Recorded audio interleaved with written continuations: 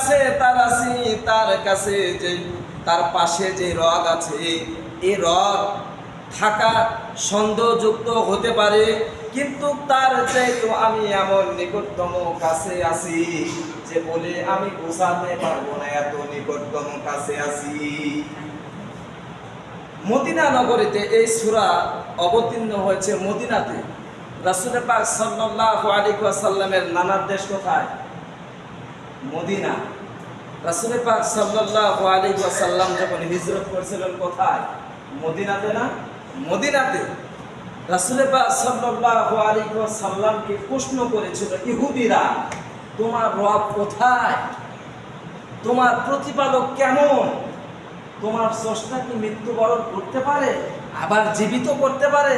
এটা দেখবেন অনেক সময় আমাদের এলাকাতে অনেক মুরব্বী, অনেক মানুষ, ইমাম সাহেব বলেন, মুয়াজ্জিন সাহেব বলেন, যারা একটু আল্লাহ ভীরু, খোদা ভীরু, নামাজ রোজাতে পারদর্শী, তাদেরকে আপনার কৌশলে তাদেরকে কিভাবে ব্যঙ্গ করা যায়, কিভাবে হেনস্থ করা যায়, এই চিন্তা করে তারা। রাসূল পাক সাল্লাল্লাহু আলাইহি ওয়াসাল্লামের সময়ও রাসূলকে কিভাবে হেনস্থ করা যায়, কি কৌশলে তারা কিন্তু করেছিল। আবল তাবল প্রশ্ন করতো তারা, যে প্রশ্ন ভিত্তিহীন প্রশ্ন যাকে বলা হয়, এই প্রশ্নগুলি তারা অনবদ্য করত। তারা বলতো, আমরা যে কার্যকলাপগুলি, এই কাজগুলি করতেছি, এটা কি আল্লাহ সুবহানাহু ওয়া তাআলা জানেন? দেখেন, কি বলেন, আমরা যে এই মসজিদের মধ্যে এসেছি, এটা কি আল্লাহ সুবহানাহু ওয়া তাআলা জানেন? দেখেন, কি বলেন, দেখেন।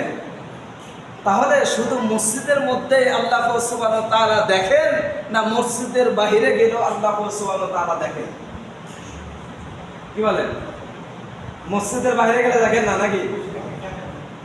না, মসজিদের মধ্যে তো শুধু দেখি আমরা যে আল্লাহ সুবহানাহু ওয়া তাআলা এই জায়গাতে দেখে, বাহিরে গেলে আর দেখেন না।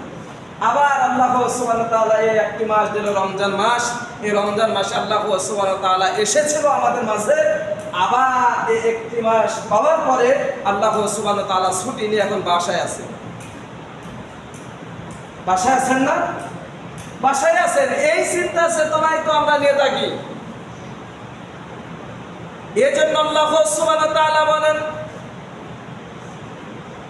মানুষ কি তার মনের মধ্যে কি আক্ষেপ নিয়ে আসে, কি কথাবার্তা নিয়ে আসে, এই জিনিসগুলি কুমন্ত্র দেয় মানুষগুলি তার অন্তরকে নিয়ে।